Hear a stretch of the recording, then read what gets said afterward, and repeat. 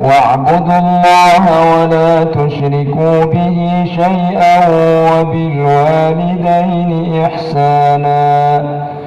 وذي القربى واليتامى والمساكين وابن السبيل والجار ذي القربى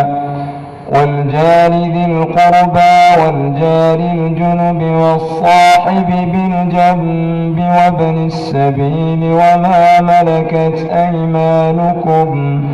إن الله لا يحب من كان مختالا فخورا الذين يبخلون ويأمرون الناس بالبخل ويكتمون ما آتاهم الله من فضله وأعتدنا للكافرين عذابا